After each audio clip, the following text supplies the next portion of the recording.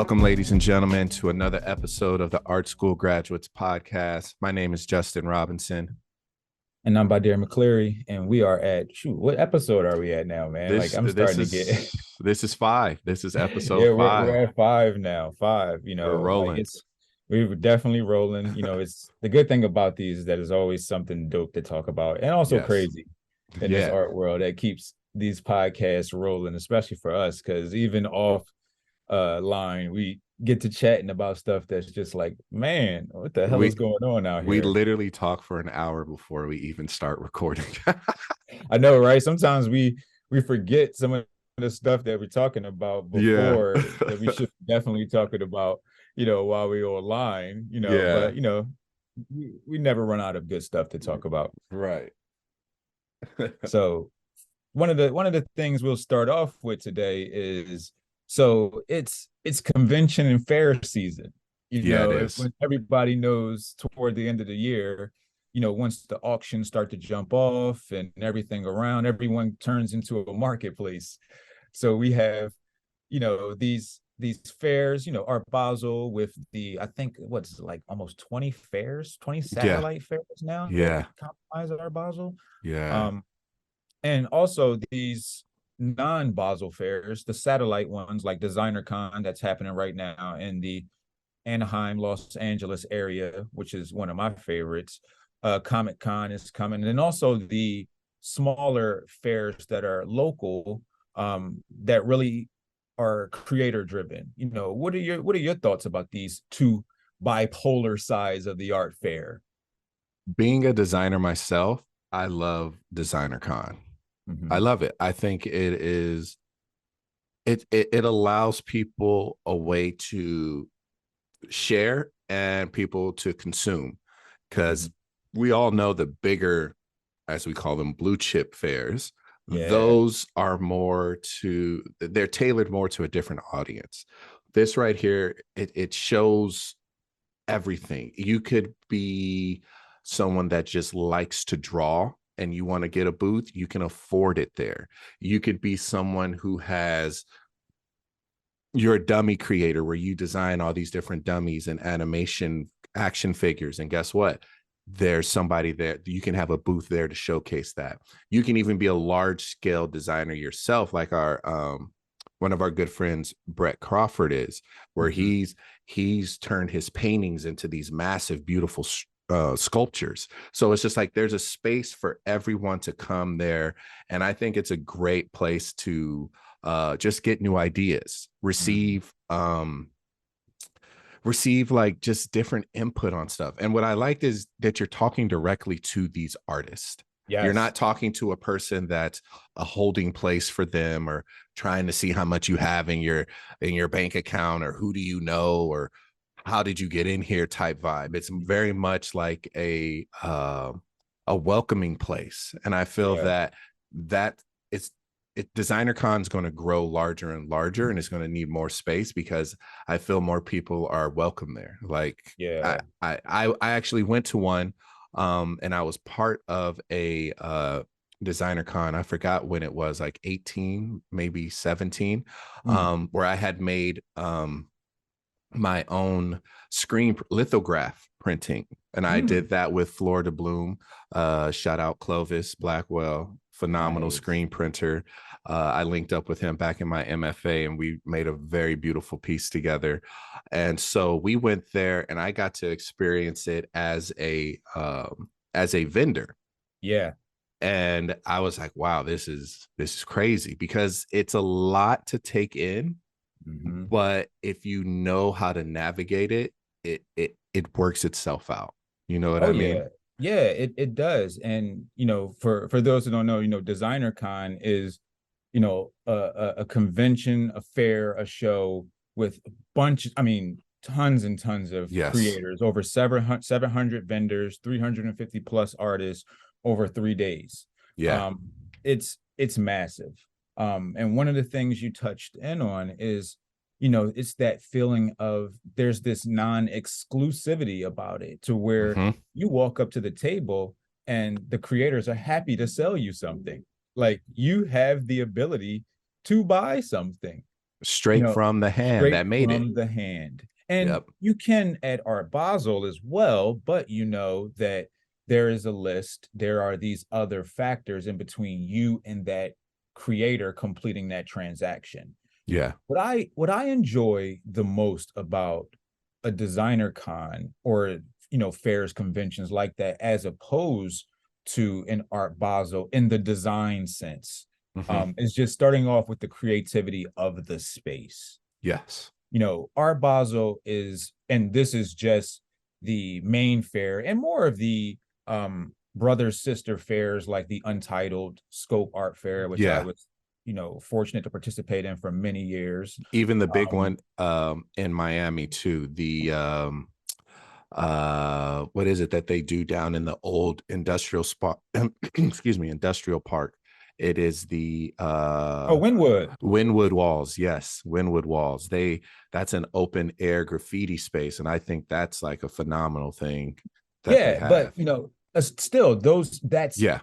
away from what we know the traditional art white wall space to be. And Yes. Art Yes. Basel and those main fairs take on that same, agenda, or that Hmm. same presentation, I should say. Yeah. And what a space like a Designer Con does, or Wynwood Walls, or a few of these other spaces that allow, you know, creativity, Hmm. inside of the presentation of your space, um, is it intrigues buyers, potential buyers, or folks that just love creativity into that space. It's more of a, all right, we're not going to white wall you to death and then you'll see what you like when we get in here. We're Hmm. going to entice you with the creativity of our designers to lure you away from everybody else, because Designer Con, I mean, you 700 vendors, you're Yeah. not going to see everybody. But Art Oh, Basel, you can pretty much walk all the way through and not remember what you saw after you come out at of the all. Nile. Real talk.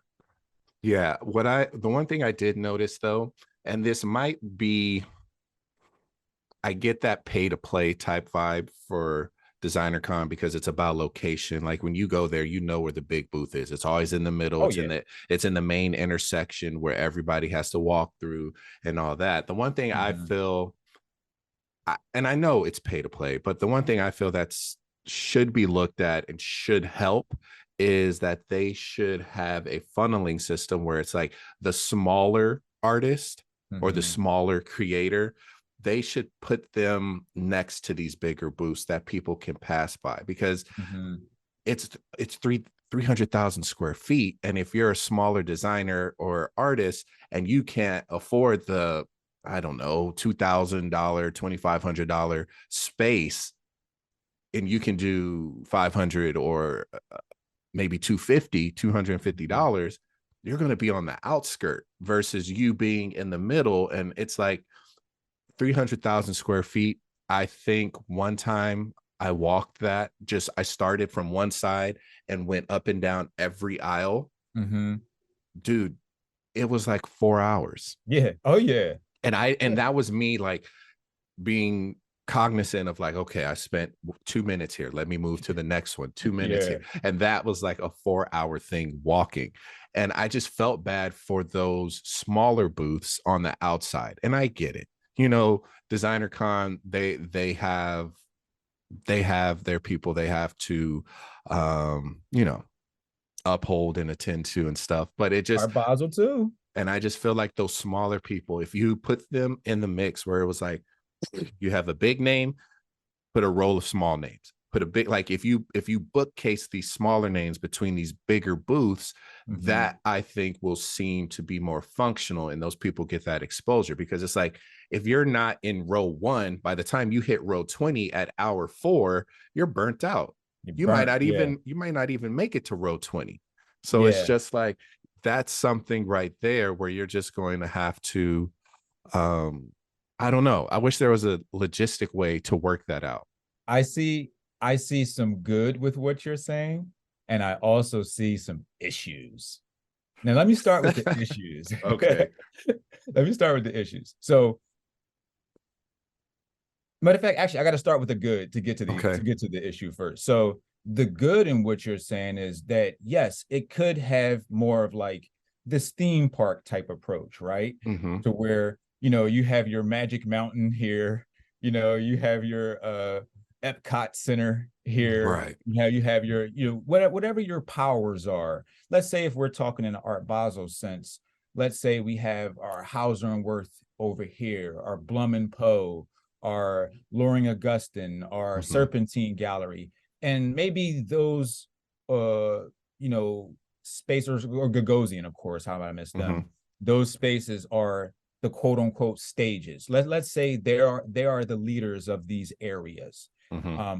And you have these galleries whose programs may not associate with the lead, the area lead. I'm not going to call them the team lead, because this Right. is every gallery for themselves. But let's say the Pretty area much. lead. You have the issue first with the smaller booths fighting to be nearer, I should say, Yeah. to that space. You have smaller spaces complaining of, well, why didn't I get into the Gagosian space, and why am I in the Blum and Poe space? I want to be in the Hauser and Wirth space, and you have me in whoever's space. Then, if I'm the larger gallery, it's like, what am I getting for Next to these them. people? Kind of like, in the ocean, right? We always see that big fish and you have 7 other fish trailing them. Well, Yeah. those fish are getting the crumbs off of what the big fish eat, and they Right. also help clean the fish and Yeah. all this other stuff. What are those smaller galleries doing to this big fish for this big fish to give up that positioning? And of course, they're, like you said, it's a pay to play. They're paying for that positioning. Does Mm-hmm. the fair do a, let's say, a price discount for this, because these larger entities are going to draw opportunities for these smaller fairs? Or do they say, hey, this is the way we need to align our booths for marketing, for promotion, and so that our big players that are paying the $100,000-$200,000 for the booths continue to attend and exhibit at our fairs? Okay. Stumped you, huh? It did, because they both, it does make sense. Oh yeah. Okay, so the way I think it could possibly work is the big gallery with the smaller galleries next to it could be one or two things. Mm-hmm. The smaller galleries can learn from the bigger galleries on how they conduct business. They can watch it instead of having to, waste this time. But then it also could be the big galleries could see a smaller artist that can fit into their collection that they didn't even know. Two major problems. Hold on. Let me Here cut. We go. I gotta jump Here we in. go. Here we gotta go. jump in, because Justin is about to create a whole wave in this art world by saying what he's about to say. I was. So first off, this ain't school. I know you're a teacher, and I know you're ready to teach everybody, and me as well. I know we're ready to get there, but man. these people have spent $200,000 more. And do you know how much shipping is to these fairs? They ain't trying to teach a smaller gallery a damn thing. Like, they're trying to make back this money. Like, and also on that second part, one of the biggest problems, and this is a serious issue, is the poaching of those big galleries from these smaller spaces that have these rock star artists, that they can't maintain because of the resources that these larger entities can provide them. So after hearing that, what do you say now? They still should go the way I said it the first time. I just feel like it's just helping each other out, man. Like, you don't want to.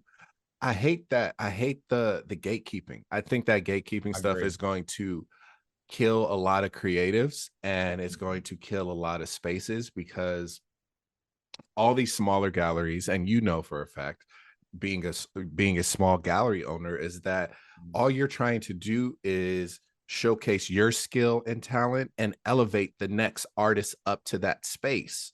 Because a smaller gallery can't afford to pay all these shipping fees. So when it's in their state, they want to connect with the people that have that abundance of wealth and their abundance of connections, just so that they can move a person up or move in new people. I think it's more of like share the wealth instead of like hoarding it.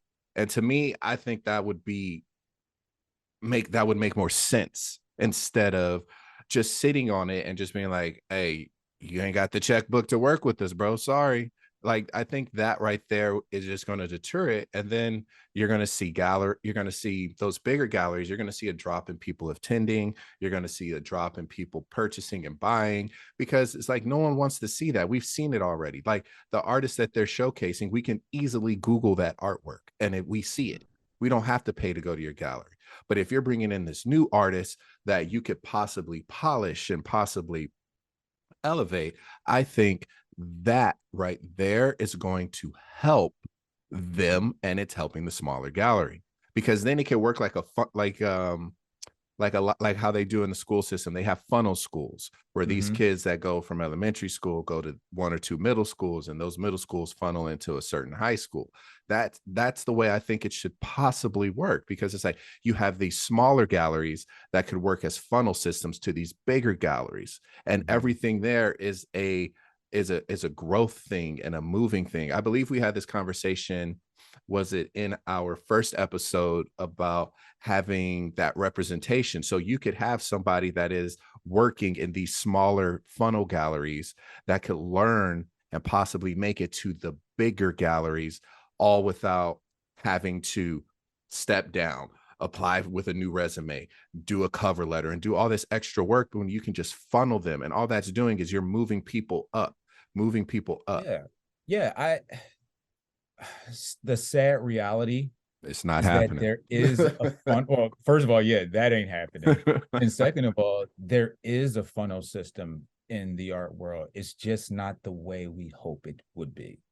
Oh You yeah. know, Yeah. if you're paying attention without having to, get into many specifics, Mm-hmm. without having to go DEFCON 3 on the art world, um, it's it's like there are schools, that work directly with galleries. There are programs, there are residencies that work directly with galleries. There are pipelines that creators go through to where that they're going to end up at a certain gallery Mm-hmm. or in a certain collection because of these prerequisites that they went through. Now you'll see, and we've seen this plenty of times in LA, where there's been an artist that hasn't gotten the visibility that they need. We've seen them in Yeah. gallery shows. Yeah. We've seen them all types of, spaces, hustling, doing what they got to do. But they can't shake nothing. But once Yeah. they get a residency, once they link up with a certain collector, once they go back to school, these doors open up. Sometimes the talent never changes. The person is just totally gifted, but they put themselves in this pipeline, this, this whatever you want to call it, this funnel, like you said, that Yeah. warps speeds and helps the career. And I believe that, and it's going to sound horrible, but I believe that the artist is allowing themselves to succumb to some of the things of the art world to make their career go, to where certain collectors have to own a piece. You have to go through That certain, sucks. spaces, because it keeps these spaces alive. There are smaller galleries that are a part of that funnel. They might not look like smaller galleries because they're attached to the bigger, like we talked about with the fish. Yeah. You know, Yeah. sometimes the fish are so attached that it looks like one whole fish. Right. You know From a what I mean? distance. Yeah. From a distance, exactly. So that what you're saying is, it would be literally the perfect scenario to where it would be a Yeah. kumbaya situation. Everyone's helping, because to see an artist grow is a beautiful thing. Yeah. You know what I mean? But we know when we get into this primary marketplace, the sharks are swimming. Right. And it's about money. You know, Yeah. it's not a museum fair. You know True. what I mean? Yeah. Like museums are not coming out like science projects and putting up the cardboard, you know what I All mean, was right. showing like this is what we have in our collection, which actually would be very dope. Yeah. I would Instead love to. of I'm gonna go to a sitting museum there, fair. instead of sitting there looking through an iPad, it's like, man, I don't want to sit there and hold this all day. Just show me what y'all got. Show me what you got. You know what I mean? Like, give me a presentation on why I should visit your museum. You know, I think that would be dope. And that goes back to our original question, why I think Designer Con will elevate. I just think with a few little tweaks, it could possibly be a great uh farming ground for like smaller people to get that exposure, because it's a wonderful place to go to see these artworks. I'm I not agree. I'm not lying, to see these toys and paintings and drawings and prints and collaborations with certain people and companies. I'm like, wow, these people are really out here doing it. Um, But that kind of goes to your point though, right, bro? Like, is Art Basel a creator economy? It is not. no, it's a collector. It's a collector economy. Yes. So these spaces like Designer Con, Comic Con, even smaller spaces like Spring Break Art Show, you know, and Yeah. a lot of the Wynwood, Yeah. you know, fairs, they're creator economies. Yeah. Their survival is based on what these creators can bring. And Yeah. sadly, some of these spaces take advantage of them and all that. One great space that I have worked with and as a friend is the Fearless Artist with my friend Kiki, who literally is a promoter of creator economy, always Mm, provides opportunities for artists to be a part of the madness of Art Basel.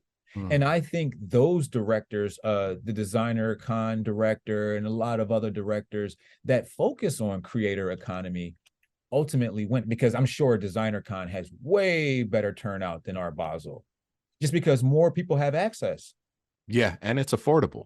It's affordable. $25 a ticket is much more easier to do than what is Art Basel's price for a show? What is that? Like, I think, you know, well, I think what VIP might start at what, 200, yeah, 299, maybe three. yeah. If we're going by, you know, Freeze LA prices, I think their VIP night was like $900. You know what I mean? Something crazy like that. You know, and And what are it's a you two getting in drink these VIP? minimum.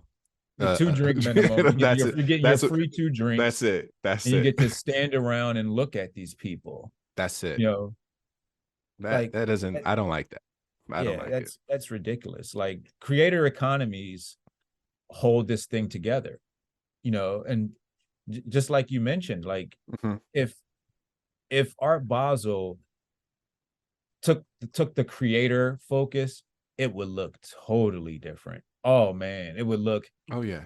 you would have, I mean, you have some gallery spaces. I remember being one year at the Armory. Jeffrey Deitch, however you say his name, Mhm. had a very very cool space. Um, Pinkish, looked like Pee Wee's Playhouse. It was super dope. Um, and also Marion Ibrahim when she showed Lena Iris Victor, Mhm. it almost had this Wakanda feel as part of it. It was dope, but everything else was white wall. It was just like, okay, this is, you know, these are the only two standout spaces, you know, that, you know, gets a chance to be different from the pack, you know, and I Right. think Designer Con allows that a lot more, a lot more. Yes. Yes. Yes. I would have to agree, man. And I'm excited to go check it out. I'm heading out there tomorrow. Um, you already went, so don't tell me nothing. I want to be Oh surprised. man. I want to be Oh man. surprised. And You're gonna be excited. You're gonna be yeah, excited, man. because I feel that like that creator space is Yes. really important. Yeah. And the reason it's Yes. really important is because if you just sit on all your artworks and drawings and illustrations and stuff like that, you'll never know how good you really are. Yeah. Perfect example is I have a student in my class. She's super talented, and we were just having a conversation in my design class. We were just having a conversation, and she's told me what she was interested in, and I could see that through her design work.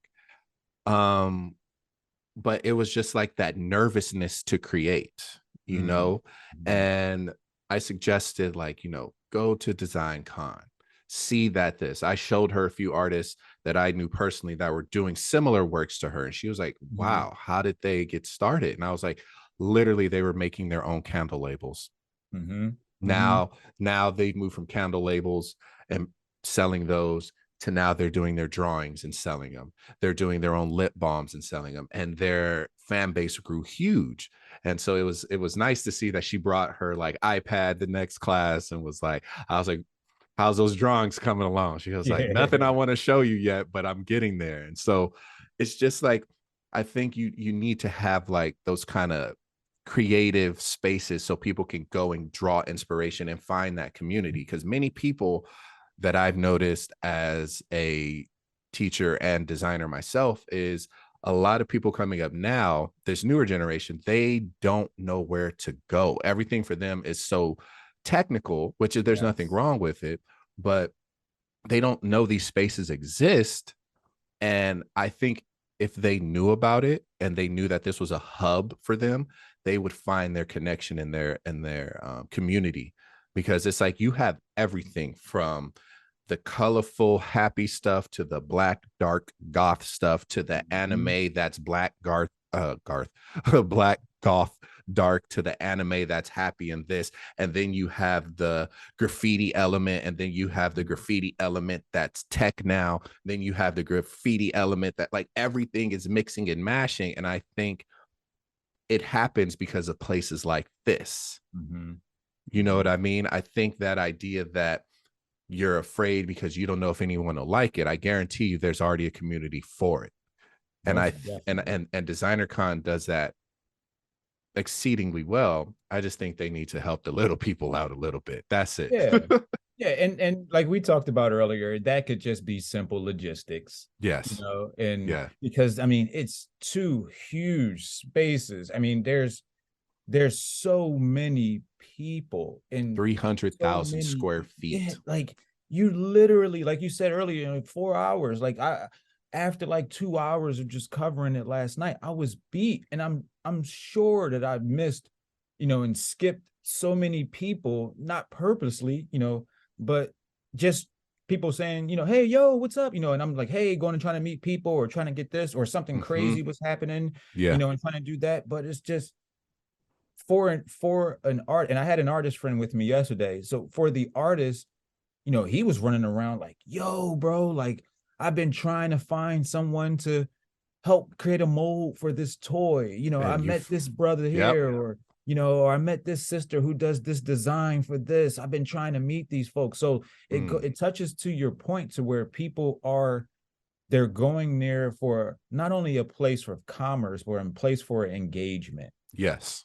Art Basel, at least the main fair, Hmm. and some of the smaller fairs, it's not a place for engagement. It's a No, it's not. place for commerce. It's engagement if you already know them, or if Right. you purchased something from them before. You can have your 5 minute small talk, your art world conversation, and then keep it going. Hmm. But at Designer Con and places like that, the smaller realm, the person that sat there and created the mold, the person that fired up the kiln, that ran Blender, they're Yeah. sitting right there, and they're dying to talk to you.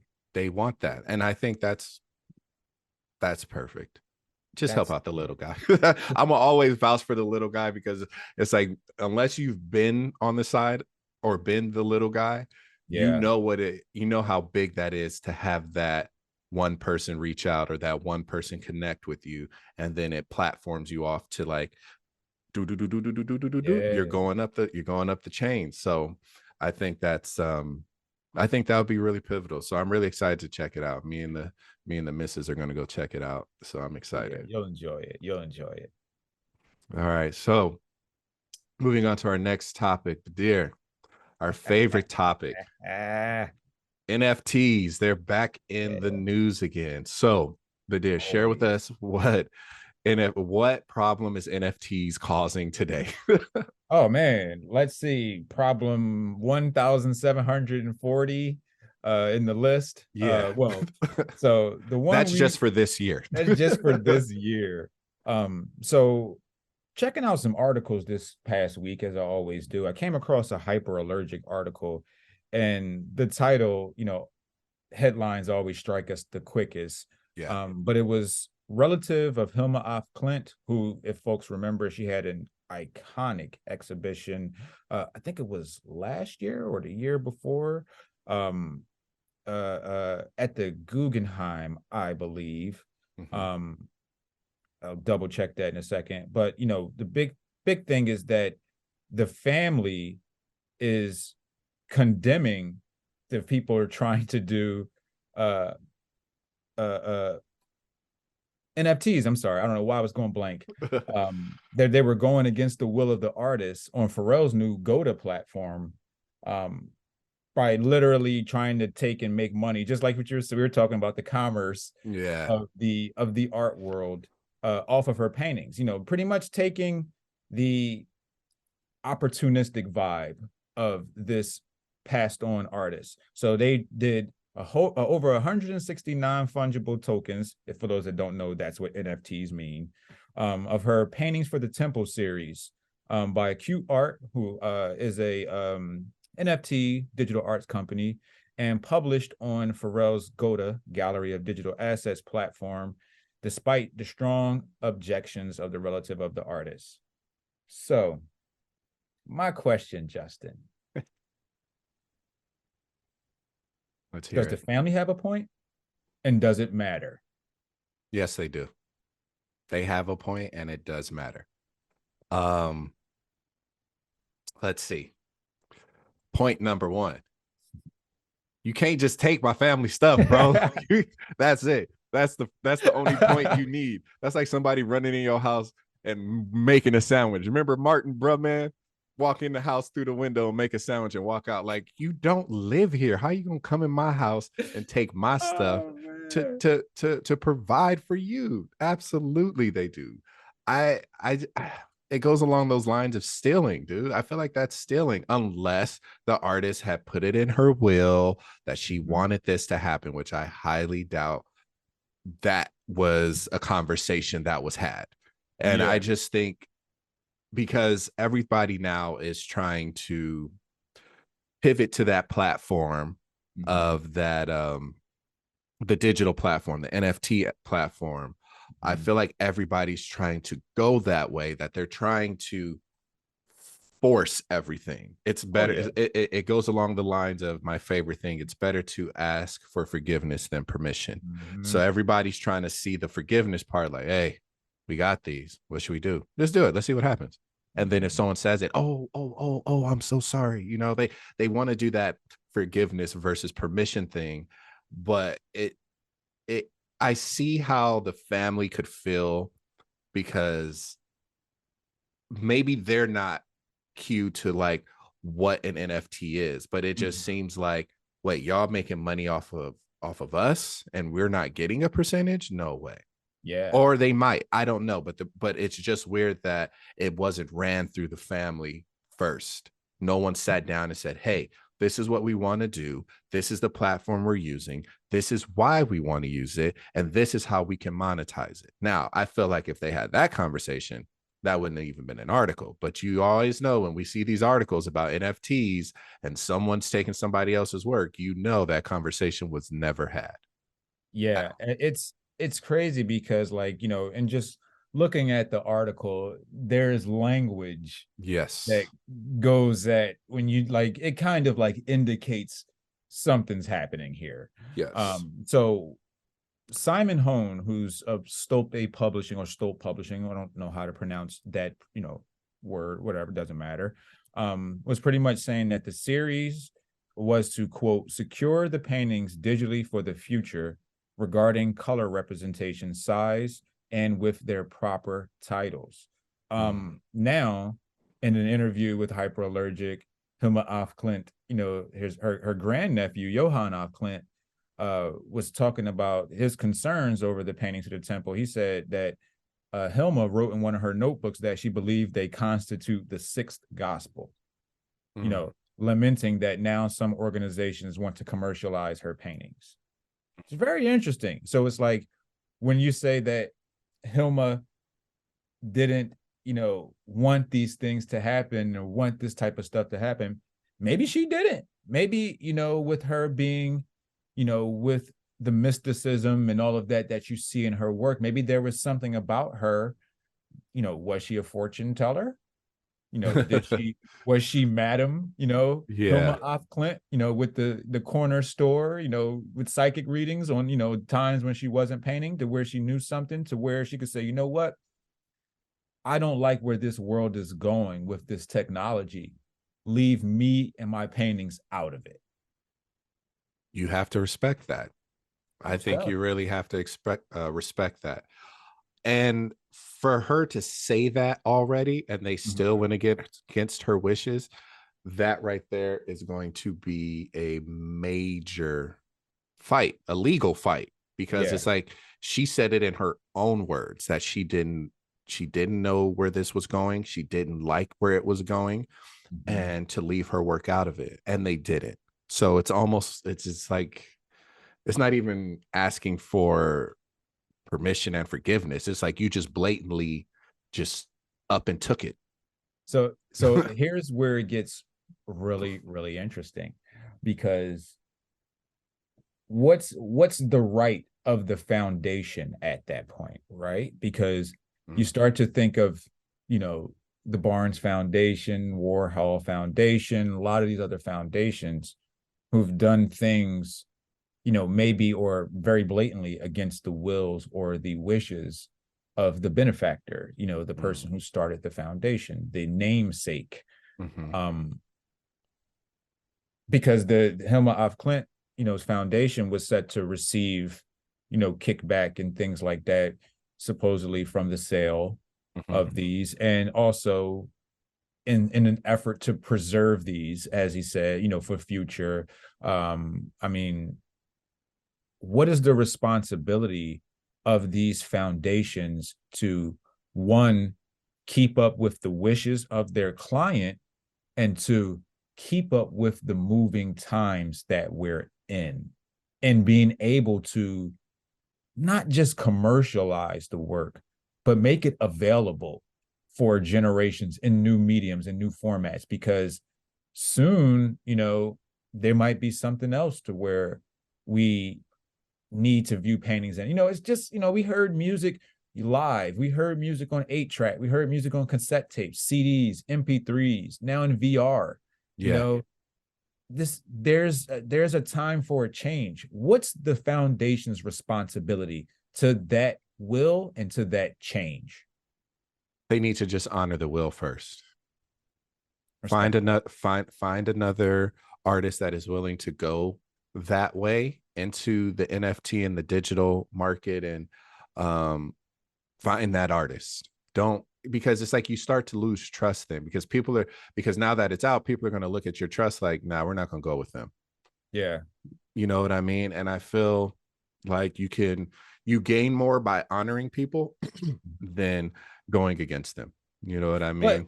But still, like, this is her foundation. So it's not like we're going to, a different collection, that's operating contemporarily, even though the Hilma af Klint, foundation is operating, like it's them, in a sense, giving Acute Art and the other publishing the right to do these, and the family's pushing back like, wait a minute, we don't care if you are the steward of her thing. What, like you said, what she said is what she said. Yeah. Like, and the reason why I mentioned the Barnes Foundation earlier, because, one of my favorite films is Art of the Steal. And the way that they just literally pilfered and stole that collection out of Marion, Pennsylvania, and brought it on the Parkway in Philadelphia was simply merely financial. And it was, it was a crime. So I don't, I'm not going to necessarily call them criminals yet, but what is the responsibility of these foundations to put your work after you've passed on into better standing? Because the Barnes Foundation's folks that were pushing for the new building, their claims were that they couldn't steward, manage, control, secure the collection any further in that space because of the Mm. conditions of that space and the area that surrounded it. Well, then it's on them to fix it. Like they have to take control of that. Like you can't. That doesn't make sense to me that they're in control of that space. They're in control of those pieces. And now you're saying, oh, well, you know, we can't control it because of this and that. Like that, it's kind of on you. Like they've entrusted you to take care of it. You know what I mean? Like, But they might say they are. I mean, he's saying that they are taking care of it by bringing it into this new medium. Which mm, first of all, let me just make it clear: it's complete BS. You're not taking care of physical no, works by making digital copies. That's just no, not going to happen. As much as I love NFTs, I'm not going to have that game be no. told. You know what I mean? You're gonna sit there like our guy and sit there and take a picture of it, scan it in, and then burn the originals. Like Oh my God, yeah.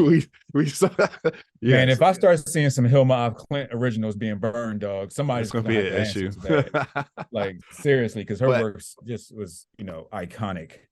I think they should have just listened to her in the first place and would have avoided this whole conversation. It would have been different. And I feel that they missed an opportunity to just be trustworthy and upfront about it. That's what I think.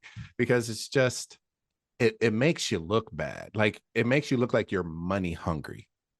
You know, it makes Yeah. it look like you're down bad and you need to find a way to make some money. So do you think really quickly that that this opportunity is a way for them to raise money instead of securing? Because Yes. like you said, like this is a time, well, it was a time, the market's taking a hit right now, but there was a time where the NFTs were a complete boom token.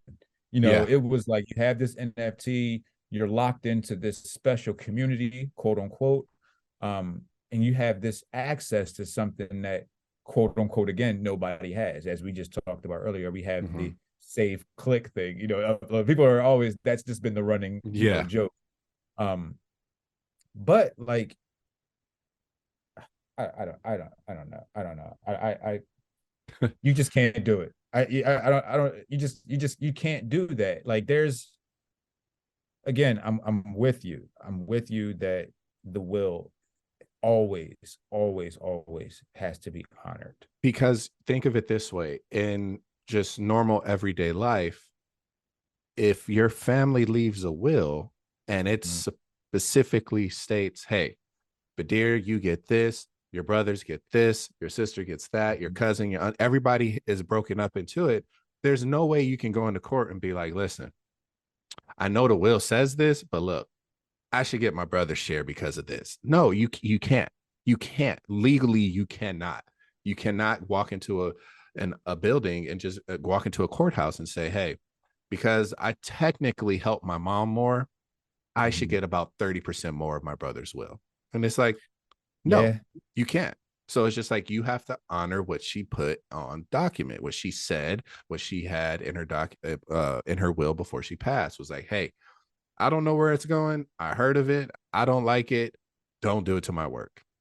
Yeah. I mean, it's also a case of, all right, so we're talking about like these familial situations, which are Yeah. very funny always, because we don't have family that does that. So what if, in the case of the foundation and the af Klint family, what if Hilma said all of this stuff, which, is in her will and all of Mm-hmm. this, same thing with Dr. Barnes. But the pieces are at the auntie you don't like's house, or the cousin you don't like's house, or the grandma you don't like's house. And possession is what, 9/10 of the law, the rule. You can't go. You have to honor the will, bro. I That's hear it. you. I hear you. But if the will says, upon my, demise, death, whatever, these pieces are to be transferred to such and such society. These pieces are to be transferred back to my family. it's and we're seeing this play out right now with, repatriation of objects to Yeah. other countries. Yeah. Grandma, auntie, cousin can say, you know what, I don't think Justin is fit to have these pieces. He doesn't have sufficient ceiling space to hold this one piece here. He doesn't have climate control to take care of these artworks. I'm just Okay. going to leave them here because right now they're safe. And they make a case for their safety. How If can you fight that? Hmm, Because that's a this good point. person has been the steward of this collection while the So, person was, alive or leading into their demise, to which the property was there, mhm. you know? Hmm. Okay, then when it comes to that, I think it's just going to be a messy case battle. But I think they might have a point if they can't, like, if it's laid out just like that, if they can't steward it properly, they don't have the room to store it properly, and they feel this is the only way to save this work, and they can show it through steps. Like, they need to show steps like, hey, even though I'm entitled of it, look, the painting is 50 feet, my ceiling's only hit 20. I'm sorry, I don't know what to do with that. Like, even though I'm in charge, instead of like dismantling it, rolling it up and causing more damage, it's almost like, hey, we can do this to this artwork and it can preserve it. I think, okay, what I think should possibly or should happen is they should find an art space where they can digitize the work, and Mhm. then find a space where they can storage the work. And the digital work is only to show for art galleries and gallery spaces that want to rent it or put it on lease, or you want to have a showcase of it. But anything past that, I think, causes more headache and more Yeah. loopholes. Yeah. I mean, I don't think their issue is showing the work, because there are plenty of museums, especially after that Guggenheim show, which was amazing, Yeah. that are looking to take a Hilma af Klint show. Hmm. I think the biggest thing, especially from the family side, is like, yo, like, first of all, we all know how the secondary market is. Yeah. Once that piece goes into the market, a collector buys it and they puts it back in the auction, makes $60 billion off of it. The families or the artists, they get Don't nothing. get it. They don't get any of So that. they're looking at it in the same way, I believe, to where it's like, hey, you're now creating this tangible product for people to purchase Hmm. without us receiving any of, Anything. yeah, anything. No rewards, no, not I even correspondence. They didn't even give them correspondence. Right. I think they're trying to just protect that. And that's totally fine. Yeah. But then that goes back to our question from our first, what was it, our first podcast or second podcast, where we talked about who should get paid what? Mm-hmm. Mm-hmm. Because you have a family now that doesn't want it to go to where they took it, to the NFT, and now someone owns that, but the family doesn't get any profit off of that. Mm-hmm. That's where, remember I said it's a slippery slope, because once you start that, because now she has living members. This isn't just like a Van Gogh whose Yeah. family no one knows where they could be. This is a living family that wants to keep her artworks in her true form that she said, and now they're figuring out ways to like not give them their piece of the pie, and Yeah. that's where they're getting frustrated. And I just think it's going to be a very heavy legal battle coming Do you forward. think do you think it would make sense? No, not even make sense. Like, you think the family would just be like, you know what? We don't even want any money. We just don't want you to do it. Like, I personally think that could be the case, to where it's like, dude, like, They have this is every this right. is not what she wanted, no matter if it makes money or not. Because, like, there are certain things to where, the family gets, maybe a stipend from the foundation, or things like that, it's in the will, to where there's a family trust that may be paid out to from sales, rentals of Right. artwork, things like that. There are possibilities of that. So maybe the family's like, yo, we don't want this, period, because Mm, Hilma didn't want this. right. Our aunt didn't want this. Our grandmother, our mother didn't want this. She did not want any part of this, because, like you said, if she was spiritual, mystical, and all that, might have been against technology, might have been against the control that she felt that it brings, or the just had a complete disdain for how it reacted to humanity, you know? Right. I think what needs to be looked at is how um I don't know if you remember it in Bruce's Beach, which is now Manhattan Beach. Yes. They need to Yep. look at that situation and how that panned out, because it's just like we all know the story of Bruce's Beach, how it was the first black beach space in the country, which was claimed through eminent domain, and they did some other weird snake stuff to get this Mhm. land from this black family that legally purchased it, and now it was just returned. They Yep. need to look at that, because it's like, okay, they did it this way. And since you guys don't want to pay us off of, you don't want to give us our money off of NFTs, then guess what? We're going to have to come for you. Whoever has it or owns it, we're coming for you because we legally have it. You know what I mean? Legally, it was ours, and someone illegally went against what we wanted, or illegally did something else to make a financial gain from the family. Mhm. I think that those kind of things are they're different in the sense of property versus art, but I feel that they are very similar in the tactics of like the Mm. family didn't want to give it up. They State came through, claimed eminent domain. The family didn't want the works to become NFTs. Someone came in and took them and made them NFTs, you know? And it's just like that's something that needs to be looked at, because it's just like as much as I hate to say it, how many L's can we take? It's just like, yo, you Yeah. can't just keep taking and taking and taking. It's gonna get to Yeah. the point where people are gonna just start, they're gonna start, you know, pulling your tail on stuff. Like the biggest thing for me, I think, in this is like, all right, if I'm, an artist at the level of Picasso, Gordon Parks, Jacob Lawrence, these people, I might have trusted the curator at MoMA more than I have trusted my cousin, or Right. more trusted the local gallery owner that I've worked with on 3 or 4 projects than trusted the security of my mother's basement. Right. Or, you know, there's a level of Yeah. understanding who can actually, Yeah. take care of this stuff. And then, once it gets into possession, like we talked about, the decider, the family might not have a clue, What to do and I'm with not it. sure, I'm sure they probably do, but now someone in the family has a clue. But let's just say the overall decision maker doesn't have a clue what the blockchain NFT thing is, and they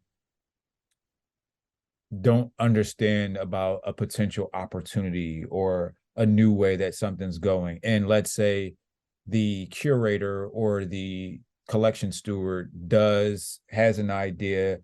um I don't know that there's a proper conversation to be had by those two. I mean, maybe I'm not thinking about it fully, but what if there's two sides that potentially could potentially understand what the goal is, Mhm. but have two totally different ways of getting there? It could be a stalemate, or Right. two different ways of, like, it's kind of like, and I hate to go there, but it's like, with religions, we all believe in God, but we all have ways that we get there that we Mhm. may or may not agree on. Mhm. How do we get peace?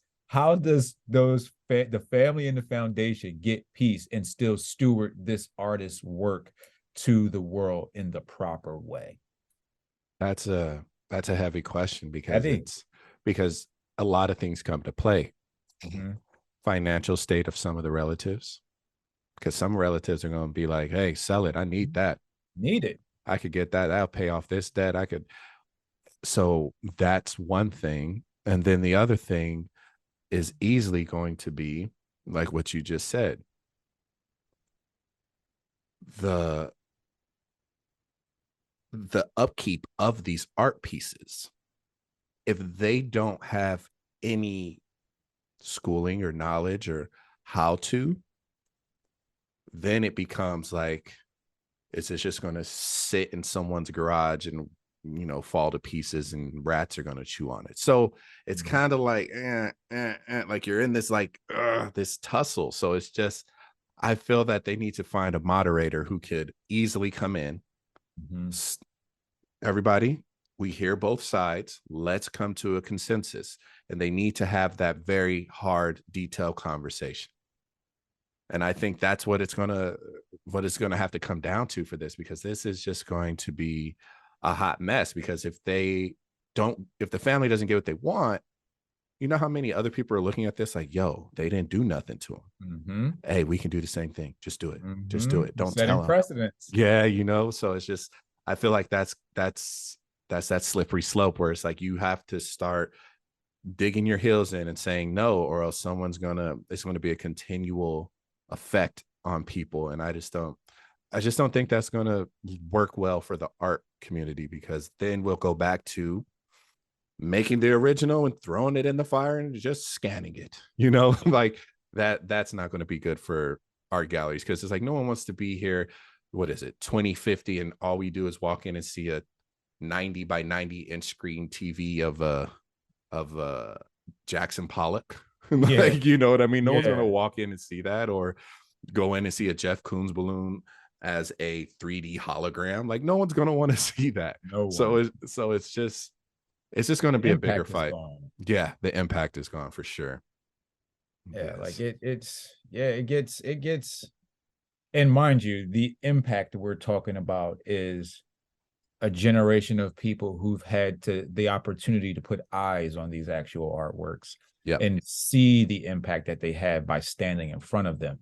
There will come a time, maybe, where Mhm. there's a generation that don't know what we're talking about, to where they've only saw these great works of art through artificial intelligence, through VR, through these other mechanisms of enjoying content, because that's what it's going to become, content.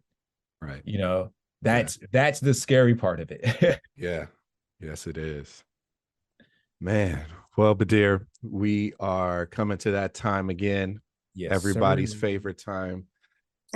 I love doing these artist spotlights, because it's information for our people, and it's information that like just drives, I just love it. I love it. It just Yeah, drives that man. whole community thing we've been talking about sharing the information and sharing and giving people what they want. So, Badir, for today's artist spotlight, who are we speaking on today? Man, I have the proud honor of highlighting the brother Henry Taylor, also known as Chinatown Taylor, by far the Yeah. coolest brother in the art world. Yeah. Uh, and one of the nicest gentlemen, you ever want to meet in this crazy, crazy art world. Um, Big Henry has an amazing show at the Museum of Contemporary Art Los Angeles called B-Side that I've seen 4 times now. And I think it's only been open a week and a half, maybe 2 weeks. But it just has an extensive collection of works from Brother Henry's just oeuvre, and it's just amazing. And to read a little bit from the show, surveying 30 years of Henry Taylor's work in painting, drawing, sculpture, and installation, this retrospective celebrates a Los Angeles artist widely appreciated for his unique aesthetic, social vision, and free-willing experimentation. Excuse me. Populated by friends and relatives, strangers on the street, athletic stars, politicians, and entertainers, Taylor's canvases describe an imagination encompassing multiple worlds. Informed by experience, his work conveys its fundamental empathy and close looking and sharpened social criticism alike. It's the largest exhibition of his work to date. And I mean, it's overwhelming with Black beauty. Every painting, the person in it. Man, I looking at him, he looked like the cool uncle, bro. Yeah, Like he looks he's like some exactly that. he looks like that. And looking at his artworks, I'm loving it. I'm loving it. I'm going to Bro, go see that show. I'm it's going to go see it. amazing. Yes. Like he taps into so many things that you can relate to as a human, relate to as a Black person, and Yeah. relate to as an artist. Yep. And I believe that that's the trifecta of a Mm. brilliant creator. You know, like he can teach you, he can make you laugh, he can make you cry, or he can make you think. You know, Story brilliant. is big. Story is big in art, and he has a dynamic one. And I think he showcases that beautifully in his artwork. And I'm glad he's alive still to get these flowers, because it's Yeah, just, man. we don't know the backstory deep enough to say how long it took him to get to this point. Mhm. But we just know now that he is a fixture, and he is Black excellence showcasing in these big blue chip galleries. And I think it's dynamic for him Yeah, to get man. that time. Yes, sir. Yes. That brother is Well, too cool. yes. Well, ladies and gentlemen, thank you for listening to our podcast. Yes, My name yes. is Justin Robinson. And I'm Badir McCleary. Yeah, yeah. We will catch y'all next week. Peace.